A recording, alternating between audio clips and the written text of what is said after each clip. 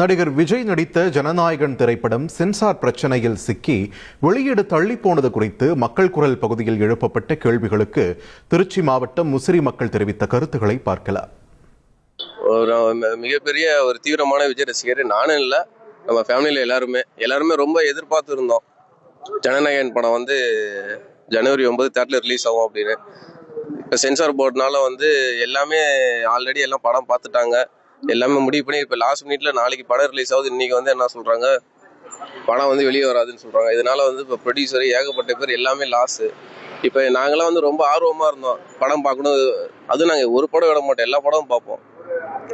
அப்படிங்கிறப்ப ஒரு படத்துல பார்த்தீங்கன்னா எல்லாமே மக்களுக்கு தேவையான கருத்து எல்லாமே இருக்கும்.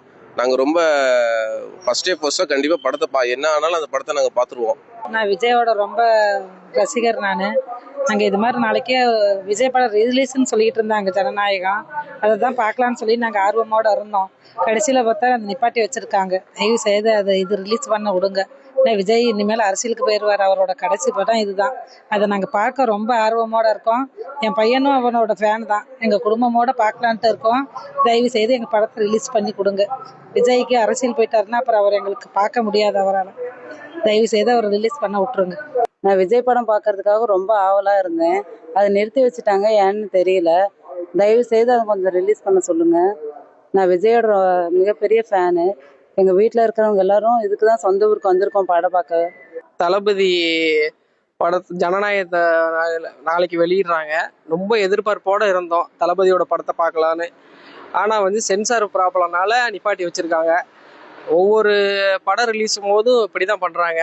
சென்சார் போர்டில் இருந்து தளபதி வந்து எல்லா படத்துக்கும் இப்படி தான் பண்ணுறாங்க. என்டர்டைன்மெண்ட்டான படம் மற்றும் வந்து அரசியல் வந்து இப்போ தான் வந்து தளபதி உள்ள என்ட்ரி ஆகுறாரு. நம்ம வந்து படத்தை தான் ரிலீஸ் பண்ண சொல்கிறோம், ஆனால் வந்து ரிலீஸ் பண்ண மாட்டேங்கிறாங்க. மக்கள் குரல் பகுதியில் முசிறி மக்கள் தெரிவித்த கருத்துக்களை பார்த்தோம்.